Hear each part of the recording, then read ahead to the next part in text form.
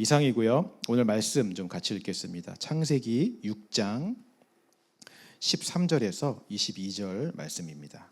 창세기 6장 13절에서 22절 말씀. 우리 한 절씩 같이 교독했으면 좋겠습니다. 하나님이 노아에게 이르시되 모든 혈육 있는 자의 포악함이 땅에 가득함으로 그 끝날이 내 앞에 이르렀으니 내가 그들을 땅과 함께 멸하리라.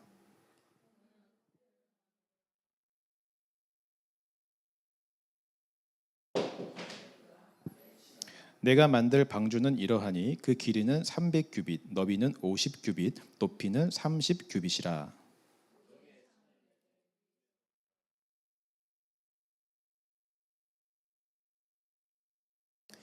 내가 홍수를 땅에 일으켜 무릇 생명의 기운이 있는 모든 육체를 천하에서 멸절하리니 땅에 있는 것들이 다 죽으리라.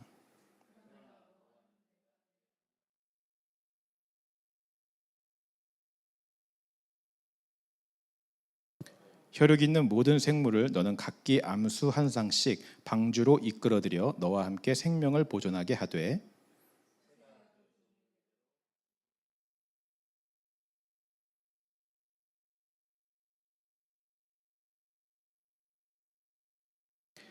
너는 먹을 모든 양식을 내게로 가져다가 저축하라. 이것이 너와 그들의 먹을 것이 되리라. 함께 읽겠습니다. 시작.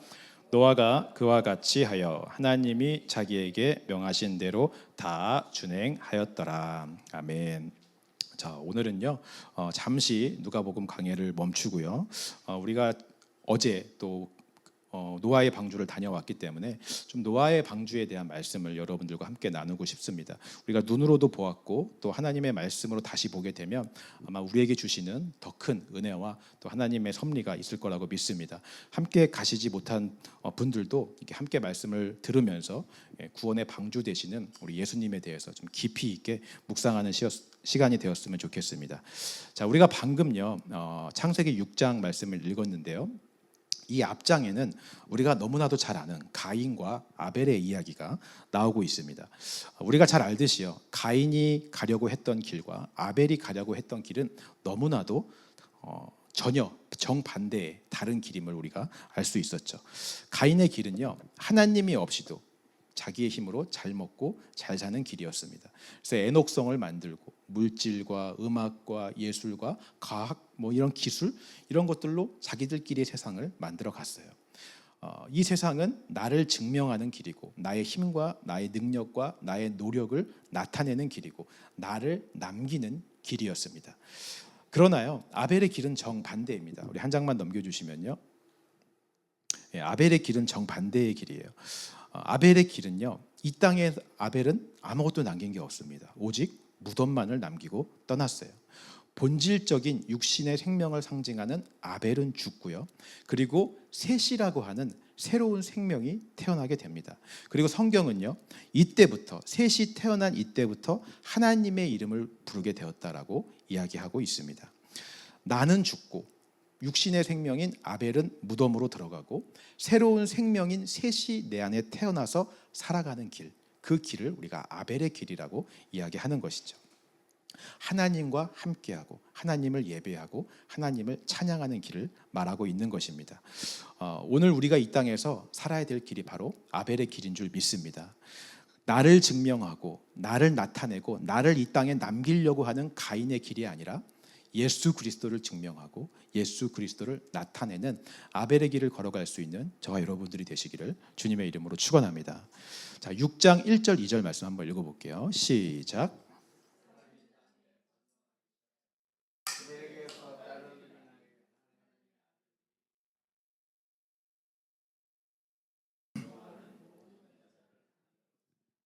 자, 가인과 아벨 이후에 가인의 길을 가는 사람들 그리고 아벨의 길을 가는 사람들이 분리되어서 살아가기 시작했습니다. 근데 시간이 많이 흘렀어요. 이 땅에 사람들이 많아지고 번성하게 되었습니다. 자, 그렇게 시간이 흐르고 사람이 번성하게 되니까 하나님의 아들들이 사람의 딸들의 아름다움을 보고 아내로 삼기 시작합니다.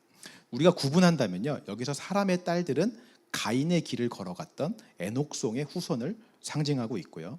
하나님의 아들들은 아까 제가 이야기했던 아벨의 길을 걸어갔던 셋의 후손을 상징하고 있습니다.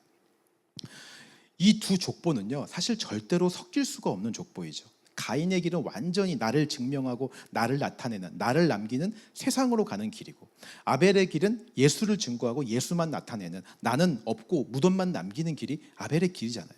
완전 정반대의 길이에요. 서로 절대 같이 갈 수 없고 섞여서도 안 되는 길입니다. 근데 2절 말씀을 보니까요, 하나님의 아들들이 사람의 딸들을 아름답게 여기기 시작했대요. 가인의 후손, 이 에녹성의 후손들이 하나님 없이도 나를 증명하고 나를 높이고 나를 막 남기는 그런 삶을 보면서 그 삶이 하나님의 아들들 보기에 매력적으로 보였다라고 하는 것이죠. 보암직하고 탐스럽게 보인 거예요. 아담과 하와도 마찬가지잖아요. 내가 하나님처럼 되는 거, 내가 나를 증명하고 나를 나타내는 거, 그게 보암직하고 아름답게 보여서 선악과를 따먹은 거잖아요. 하나님의 아들들도 마찬가지입니다. 가인의 모습들, 가인의 후손들이 걸어가는 길이 그렇게 매력적으로 보이는 거예요. 내 이름이 남기고 나를 증명하고 나의 업적과 성취와 노력이 인정받고, 그래서 그들과 결혼하고 함께하기 시작했습니다. 오늘 저와 여러분들의 삶도 그런 것 같아요. 우리도 하나님을 믿는다고 이야기하고 십자가의 길, 좁은 길을 걸어가겠습니다라고 하지만 여전히 세상적인 것들이 매력적으로 보이고 보암직하고 탐스럽게 보일 때가 많잖아요. 저 역시 목사지만 그렇습니다. 남들과는 다르게 특별히 저는 목사니까 주의 길을 걷겠다라고 결단하고 다짐한 사람이지만, 저 역시 세상에서 친구들이 세상적으로 성공했다라는 이야기를 들을 때, 또 잘 먹고 잘 사는 그런 세상의 좋은 것들을 누리며 사는 모습들을 볼 때 부러울 때가 있는 거죠. 그게 매력적으로 보일 때가 있는 것입니다. 제가 일을 해보니까 더 그런 것 같아요. 제가 지금 일을 하는 곳에서도 저보다 훨씬 나이가 어린 친구들인데 벌써 세상에서는 자리를 잡고 높은 직책에 가서 올라가서 인정받고 살아가는 모습들을 볼 때 나는 이 나이 되도록 뭘 한 것인가 하는 인간적인 생각, 세상적인 생각이 드는 거죠. 주의 길을 간다고 하면서도 여전히 세상에 좋은 것들이 보암직하고 매력적으로 보이는 것이 인간의 본질적인 모습인 것입니다. 그럼에도 불구하고요, 저와 여러분들은 가인의 족보에 속한 것이 아니라 셋의 족보에 속한 사람임을 믿으시기 바랍니다. 세상의 것이 아무리 매력적이고 보이고 나를 남기고 나를 증명하는 것이 아무리 아름답게 보인다 할지라도 우리의 길은 아벨의 길이에요. 내가 죽고 나는 이 땅에서 무덤만을 남기고 예수만 증명하고 예수만 남기는 것이 저와 여러분들이 걸어가야 될 길임을 믿으시기 바랍니다. 근데 오늘 본문에는요, 하나님의 아들들이 그렇게 살지 못한 거예요. 사람의 딸들과 함께 길을 걸어가기로 결정했습니다. 섞여서 혼합되어 믹스되어 사는 삶을 선택한 거예요. 그 결과가 어떻게 되었을까요? 3절 말씀 한번 읽어보겠습니다. 시작.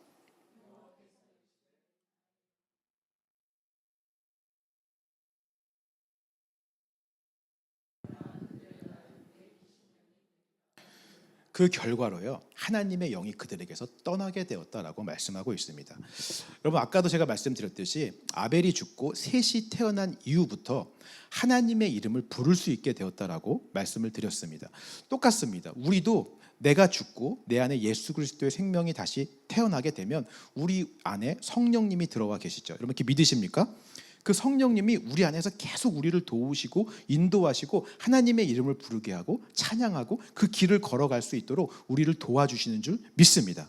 근데 우리가 세상적인 것에 마음을 뺏기고 그것을 아름답게 보이기 시작하고 거기에 그 길을 가기 위해 사람의 딸들과 결혼하고 혼합하고 섞이기 시작하면 어느 순간부터 우리 안에 계신 성령님이 일하시지 않는 걸 보게 돼요.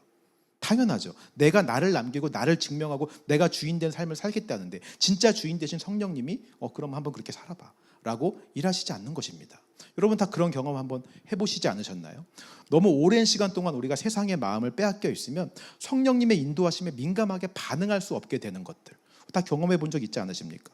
말씀을 읽어도 잘 집중이 되지 않고요, 찬양을 해도 감동이 되지 않고, 기도를 해도 자꾸 딴 생각이 나기도 하고, 마음은 무뎌지고 아주 견고하게 강팍하게 되는 것을 경험하게 되는 것이죠. 죄를 짓는 것도 마찬가지입니다. 처음 죄를 질 때는 성령님의 그 인도하심으로 탄식하심으로 인해 어떻게 내가 이런 죄를 지었지 막 그때 반응하던 내가, 두렵고 떨렸던 내가 어느 순간 한 번 짓고 두 번 짓고 세 번 계속 죄를 짓게 되면 성령님의 탄식은 무시하게 되고 죄책감도 사라지게 되고, 하나님의 영은 그렇게 떠나고 역사하시지 않고 나는 그냥 그렇게 살아가게 되는 것이죠. 결국 그런 사람들의 끝에 무엇이 있게 될까? 오늘 13절 말씀입니다. 시작.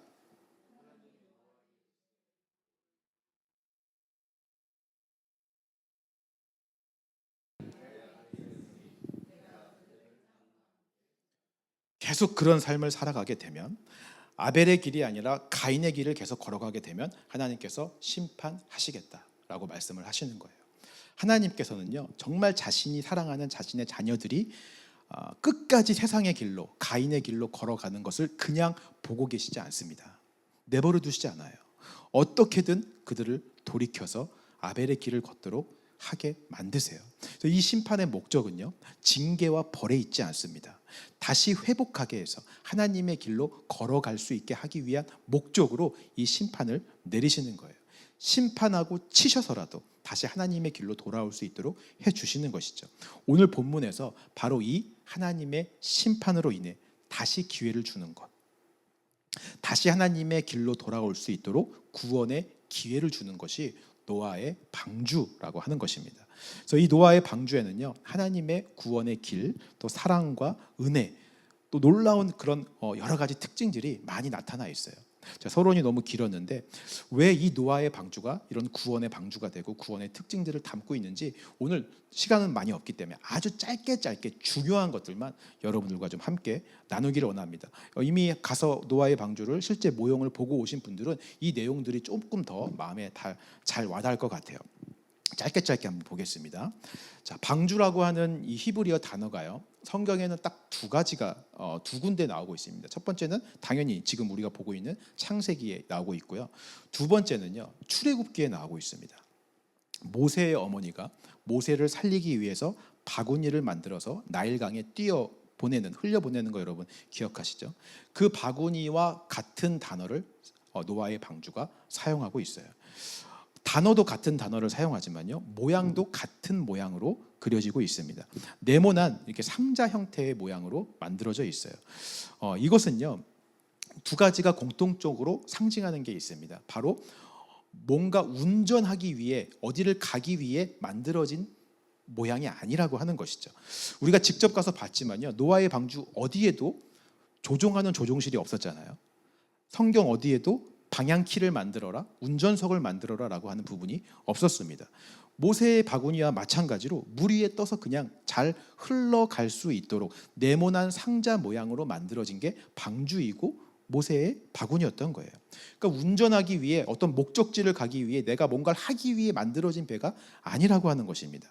이것은 철저하게 이 노아의 방주라고 하는 것은 하나님이 이끌어 가시고 하나님이 운전해 가시는 것을 상징하고 있는 것이죠. 모세의 어머니도 이 모세를 강위에 띄우면서 아마 그런 마음이지 않았을까 싶어요. 모든 것을 하나님께 다 맡겨드리는 거죠. 철저하게 하나님의 뜻과 섭리에 의탁해서 하나님의 흐름대로 흘러가도록 이 아기를 하나님께 맡겨드리는 것입니다. 결국 그 하나님의 섭리에 따라서 모세는 그 강을 따라 흘러가다가 애굽의 공주에게 발견되었고 구원받게 되었잖아요. 그래서 모세라는 이름의 뜻이 물에서 건짐을 받은 자라는 뜻이 된 것입니다. 노아의 방주도 마찬가지예요. 노아도 그의 가족들과 함께 방주에 탄 순간부터 내 힘과 내 노력과 의지로는 배를 움직일 수가 없어요. 그저 물결에 따라 흘러가는 대로 갈 수밖에 없는 것입니다. 배가 어디로 가는지도 어디를 향하는지도 알 수가 없어요. 하나님께서만 그 배를 운전해 가시는 거죠. 근데 중요한 것은요, 분명한 것은 하나님이 그 배를 붙잡고 운행하고 계시고 그 배 안에 있는 것이 가장 안전하다라고 하는 것입니다. 여러분 이렇게 믿으십니까? 오늘 저와 여러분들의 인생도 하나님께서 운전하고 계세요. 이렇게 믿으시죠? 저희 교회 이름도 플래그 쉽이잖아요. 하나님께서 붙들고 함장되셔서 우리를 이끌어 가시는 줄 믿습니다. 다 우리가 선택하고 우리가 결정하고 흘러서 이 먼 미국 땅 아틀란타 이곳까지 와 있는 것 같지만 돌아보면 하나님의 손길이 안 미친 곳이 없잖아요. 하나님이 우리를 인도해 오셨고 우리를 붙드시고 운전하셔서 저와 여러분들을 이곳까지 흘러오게 하신 줄 믿습니다. 앞으로의 우리 인생도 마찬가지일 거예요. 어디로 흘러갈지 알 수 없습니다. 우리 교회가 어떤 방향으로 흘러갈지 아무도 알 수 없어요. 그러나 우리가 방주 안에 타 있다면, 하나님이 우리를 붙들고 계시다면 어딜 가든지 그곳이 가장 안전한 장소일 것이고 어딜 가든지 그것이 쉴만한 물가이고 푸른 초장이 될 줄 믿습니다. 오늘 그 방주 안에서 하나님의 인도하심을 믿음으로 믿고 신뢰할 수 있는 저와 여러분들 되시기를 주님의 이름으로 축원합니다. 자, 14절 15절 말씀도 한번 읽어보겠습니다. 시작.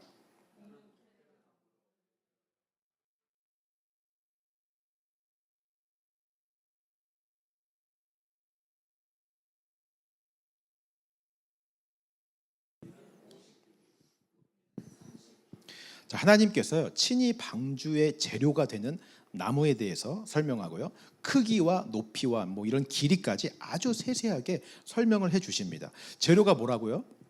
고페르 나무라고 하죠. 고페르 나무는 우리나라 말로 하면 잣나무의 일종에 속하는 나무입니다. 이 잣나무, 이 고페르 나무는요 진액이 많고 굉장히 튼튼해서 저도 찾아보다가 알게 된 사실인데요 300년까지 썩지 않고 그 형태와 모양을 유지하는 나무라고 합니다. 여러분 이 방주가 완성되기까지 얼마나 시간이 걸렸죠? 거의 120년 가까이 시간이 걸렸잖아요. 만약 이 고페르 나무가 아니라 썩기 쉬운 다른 나무를 사용했다면 앞에 부분 만들고 120년 뒤에서 뒤에 부분 만들 때쯤 앞에 부분은 다 썩어 없어졌을 거예요. 근데 하나님은 그런 것까지 다 생각해서 썩지 않는 나무를 사용해서 이 재료로 방주를 만들라라고 말씀을 하시는 것입니다. 그리고 크기를 보니까요 길이가 300, 넓이가 50, 높이가 30규빗이라고 되어 있습니다. 오늘날로 따지면요 136m의 길이, 축구장보다 조금 더 큰 넓이의 길이고요. 우리가 직접 가서 보았지만 진짜 어마어마하게 크잖아요. 높이가 뭐 23m 정도, 그리고 넓이가 높이가 14m, 넓이가 23m. 예, 무게는 15,000톤 가까이 된다고 합니다. 어마어마한 크기의 방주를 120년간이나 걸쳐서 만들었다라고 하는 것이죠. 근데 여러분 생각해 보면요 하나님께서 사실 얼마든지 더 쉽고 편리한 방법으로 방주를 만들어 주실 수 있지 않으셨을까요? 하나님 능력이 하나님인데 그냥 산 하나 툭 쳐갖고 노아와 그 노아의 식구들과 그 암수 둘 쌍씩 그 동물들만 구원하실 거라면 여기 한 군데로 다 몰아넣고 그냥 그 산을 툭 쳐서 이 산을 방주로 만들고 나머지만 다 물에 잠기게 하시는 쉬운 방법을 선택하실 수도 있으셨잖아요. 근데 굳이 이렇게 120년이란 시간을 걸리게 하셨다라고 하는 이유는 뭘까요? 120년이란 시간 동안 노아의 가족 말고 하나님을 떠난 가인의 길을 걸어가고 있는 다른 사람들도 돌아오길 바라셨기 때문에 그런 것이죠. 그들도 회개하게 바라셨어요. 다시 아벨의 길로 돌아오기를 원하셨던 것입니다. 3절 말씀 보니까 하나님의 영이 떠난 사람들은 그들의 기한이 120년이라고 되어 있습니다. 그 120년이란 기한을 주신 거예요. 그 기간 동안 얼마든지 회개하고 돌아올 수 있도록. 그 기간 동안 사람들은 계속 옆에서 노아의 방주가 만들어지는 것을 알고 있지 않았을까요? 산 위에서 만들고 있는데 멀리서도 아마 그 큰 크기의 배가 보였을 것 같습니다. 또 노아가 날마다 외치면서 심판의 소식에 대한 얘기도 들었을 것이고요. 이 방주에 타면 구원받을 수 있다라는 얘기도 아마 다 알고 있었어요. 120년이라는 시간인데 모르는 사람이 누가 있었어요?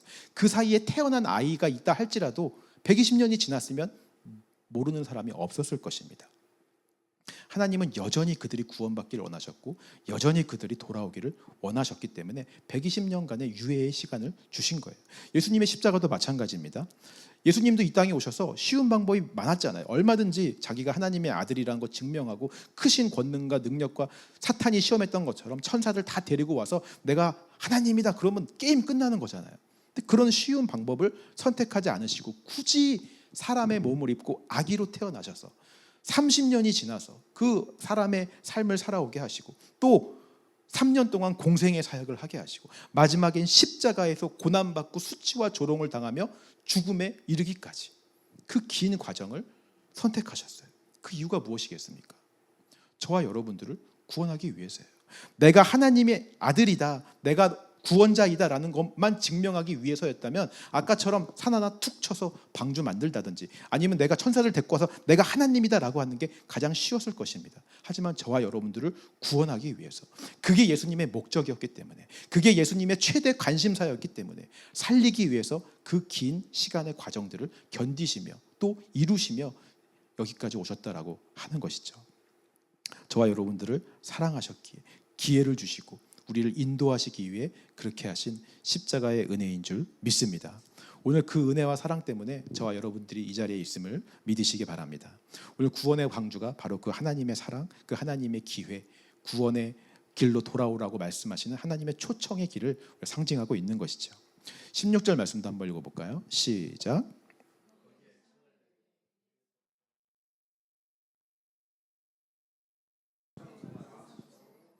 자, 하나님께서 방주의 문과 창문과 이런 것까지 어떻게 만드는지에 대해서 아주 자세하게 말씀을 하십니다. 먼저 창을 만드는데요, 위에서부터 내라라고 말씀을 하십니다. 여러분, 저희가 노아의 방주 가서 보았지만요, 창문은 다 위에만 있잖아요. 그죠? 저렇게 저희가 실제로 가서 이제 사진을 찍어 온 것인데요, 다른 데는 창문이 하나도 없어요. 오직 위에만 창문이 나 있는 것을 볼 수 있습니다. 일단 노아의 방주에 들어가게 되면 다른 곳에서 창문이 없으니까 확인할 길이 없는 거예요. 지금 비가 오고 있는지 안 오고 있는지, 낮인지 밤인지 확인할 방법이 없어요. 이걸 알려면 오로지 위를 쳐다보는 방법밖에 없는 것입니다. 위에 있는 창문을 통해서만 빛을 볼 수 있고, 지금 상황이 어떤지를 알 수 있고, 내가 어디로 가고 있는지를 확인할 수 있는 것이죠. 다시 말하면 하나님께서는 방주 안에 들어간 순간부터 위에만 쳐다보며 살도록 만들어 놓으신 거예요.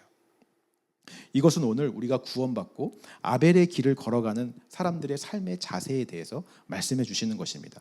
하나님만 바라보며 위를 쳐다보는 삶을 살아야 된다라고 말씀해 주시는 거죠. 일단 우리가 구원받고 방주 안에 들어갔다면요, 여러분, 다른 데 눈을 돌릴 수가 없어요.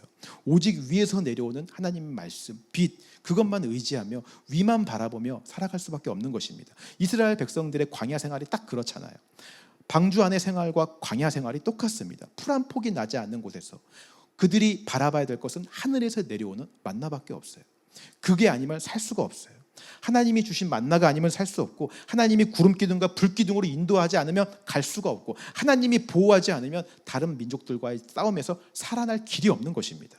철저하게 하나님만 바라보고 위만 바라보고 하나님만 의지할 수밖에 없는 삶이 광야 생활이었어요.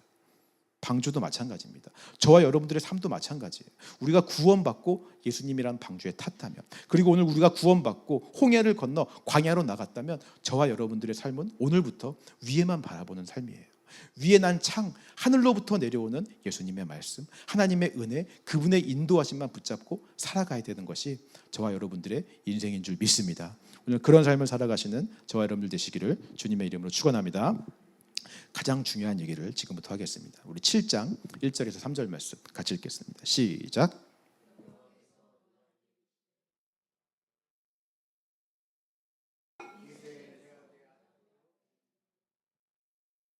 너는 모든 정결한 짐승은 암수 7씩, 부정한 것은 암수 2씩을 내게로 데려오며, 공중의 새도 암수 7씩을 데려와 그 씨를 온 지면에 유전하게 하라. 자, 하나님께서는요, 노아와 그의 가족을 방주에 태우시고 짐승도 이제 다 태우시잖아요. 그런데 정결한 짐승과 부정한 짐승을 모두 다 태워라라고 말씀을 하십니다. 자, 여러분, 어떤 것이 정결한 짐승이고 어떤 것이 부정한 짐승입니까? 이 정결함과 부정함을 나누는 기준이 뭐예요? 이 기준이 어디에 있습니까? 이 기준을 정하신 분이 누구시죠? 하나님이시죠. 사람이 정하지 않았어요. 하나님이 이건 정결한 짐승이야, 이건 부정한 짐승이야 라고 하나님께로부터 이 기준이 왔습니다. 하나님께서 이건 그냥 부정한 짐승이다 라고 말하면 부정한 거예요. 우리 눈에 보기에 아무리 이 동물이 너무 귀엽고 예쁘고 깨끗해 보인다 할지라도 하나님이 부정하다라고 정해 놓으셨으면 이건 부정한 것입니다. 우리 생각이 아닌 것 같은데 라고 말할 수 없어요. 하나님께서 정하신 거예요. 자, 그러면요, 우리가 이렇게 생각해 볼 수 있지 않을까요? 우리가 생각할 때 하나님께서 홍수 심판을 하시는 이유는 이 땅의 모든 게 다 부정하기 때문에 그렇잖아요. 하나님 앞에 설 수 없는 죄악이 만연해서 흉포해서 사람들이 다 부정하기 때문에 심판을 하시는 건데, 그러면 아예 부정하다고 한 짐승들까지 다 죽게 하는 게 좋지 않겠습니까, 여러분? 굳이 왜 태워요? 부정한 짐승들을 그냥 심판에 다 쓸려버리게 하면 되지. 굳이 왜 이 짐승들을 남겨서 방주에 태우시는 겁니까? 더 놀라운 것은요, 그렇게 따지면 노아와 노아의 가족들도 사실은 방주에 탈 자격이 없어요. 그들도 부정한 사람들이잖아요. 하나님 앞에 의인이 어디 있어요? 다 죄인이잖아요. 그들도 부정하고 안에 본질적인 죄의 본성이 있는 사람들입니다. 근데 하나님께서요, 뭐라고 말씀하십니까? 1절에 노아에게 내가 내 앞에 의로움을 보았다라고 말씀하세요. 여기서 보다라고 하는 이 히브리어 단어가 인정하다라는 뜻입니다. 하나님께서 노아를 의롭다고 인정했다. 다시 말하면 노아를 의롭다고 여겼다라고 하는 뜻이에요. 이 세대가 다 부정하고 다 죽을 죄인이지만 그 중에서 하나님께서 노아와 노아의 가족들은 의롭다고 여겨주시고 인정했다라고 하는 거예요. 하나님의 기준에 대해서 말하는 것입니다. 하나님은 정결한 것들만 골라서 구원해 주시는 것이 아니라 하나님께서 정결하다라고 여기시는 것들을 구원해 주신다라고 말씀하시는 거예요. 여러분 이해가 되십니까? 이 기준이 철저하게 하나님께 있다고 하는 것이죠. 하나님께서 정결하다, 의롭다라고 여기시는 자들이 구원의 방주에 탈 수 있다라고 하는 것입니다. 그래서 부정한 짐승도 하나님의 방주에 탈 수 있는 거예요. 부정한 인간도 의롭다 여김을 받아 방주에 올라탈 수 있는 것입니다. 모세의 바구니도 똑같아요. 모세가 태어날 때 죽음이 예정되어 있었습니다. 죽음이 예정되어 있는 부정한 존재잖아요. 인구가 너무 많으니까 태어난 아기 다 죽여버려라라고 명령했잖아요. 모세는 태어나는 순간부터 죽음이 예정된 부정한 존재였어요. 근데 하나님께서 그 어린 모세를 구원해 주시기로 작정하시고 크신 계획과 섭리로 죽음에서 생명으로 바꿔주셨어요. 하나님이 그렇게 하시기로 정하신 것입니다. 16절에는요 이걸 이렇게 표현하고 있어요. 16절 말씀 한번 읽어볼까요? 시작. 들어간 것들은 모든 것의 암수라 하나님이 그에게 명하신 대로 들어가매 여호와께서 그를 들여보내고 문을 닫으시느니라. 여러분 우리가 노아의 강주 봤지만 큰 문이 딱 하나밖에 없잖아요. 구원의 문은 딱 하나밖에 없어요. 오직 하나밖에 없는 그 문을 하나님만이 열고 하나님만이 닫을 수 있다라고 말씀하십니다. 그 문을 하나님이 닫으시면 누구든지 밖에서 들어올 자도 없고 누구든지 안에서 나갈 자도 없는 거예요. 그리고 하나님께서 그 문을 스스로 닫으셨다라고 말씀하세요. 노아가 하나님 조금 더 구원받을 사람이 아직 남아 있습니다. 조금만 더 열어주세요. 아직 닫지 마세요 라고 말할 수 없어요. 이제라도 뉘우치고 회개할 테니까 문을 열어주세요 라고 말할 수 없습니다. 내가 지금 가는 중이에요. 나 최선을 다하고 있어요. 열심을 다하고 있어요. 내가 이만큼 노력했는데 이만큼 열심히 했는데 가고 있는데 아무리 말해도 스스로 닫은 문을 하나님이 닫은 문을 우리가 열 수 없는 거예요. 철저하게 모든 구원과 그 기준이 하나님에게 달려있는 것을 노아의 방주를 통해서 말씀하고 계세요. 자 그러면 오늘 철저하게 구원이 하나님께만 있고 하나님께서만 의롭게 여기시는 자들만 구원의 방주에 탈 수 있다면 오늘 하나님께서 의롭다라고 여기시는 그 기준이 무엇입니까? 무엇을 보고 하나님께서 우리를 의롭다 여기실까요? 예수 그리스도. 오직 예수 그리스도밖에 없음을 믿으시기 바랍니다. 하나님께서는요 예수 그리스도의 보혈의 옷을 입은 자들 그 보혈의 옷을 보시고 이 사람을 의롭다라고 여기신다라고 말씀하세요. 그 비유 잘 알잖아요. 왕의 혼인잔치에 예복 입은 자들이 왕을 만날 수 있는 것. 보혈의 옷을 입은 자들이 하나님 앞에 나아갈 자격을 얻게 되는 줄 믿습니다. 예수 그리스도의 보혈의 옷이 정결한 것과 부정한 것을 나누는 기준이 돼요. 이 옷을 입으면 우리가 아무리 죄인이라도 우리가 어떤 사람이라도 상관없이 하나님은 그 옷을 보시고 너는 의롭다라고 여겨주신다라고 하는 거예요. 의인으로 보신다라고 하는 것이죠. 세상이 우리를 죄인 취급할지라도 우리를 부정한 짐승 취급할지라도 하나님의 기준에 의해서 방주에 탈 수 있는 자격을 얻게 되는 줄 믿습니다. 오늘 저와 여러분들이 그 보혈의 옷을 입고 있기에 이 자리에 있는 줄 믿습니다. 이렇게 믿으십니까? 결국 노아의 방주, 모세의 그 아기 바구니 그 모든 것이 예수 그리스도를 상징하고 있어요. 오직 예수 그리스도뿐입니다. 예수밖에 없습니다. 구원의 방주, 길이요, 진리요, 생명 모든 문 다 예수님만 상징하고 있어요. 믿으십니까? 우리가 바라볼 곳은 예수밖에 없는 거예요. 그래서 우리가 붙잡아야 될 것도 예수밖에 없는 것이고 예수만 우리의 길이시고 예수만 우리의 은혜이시고 사랑이시고 모든 것 되시는 줄 믿습니다. 그 예수를 붙들고 우리가 구원의 방주에 올라타서 위만 바라보면서 오늘 하나님께서 우리를 어디로 인도하시든지 흘러 순종하며 그 길을 걸어가는 저와 여러분들 되시기를 주님의 이름으로 축원합니다.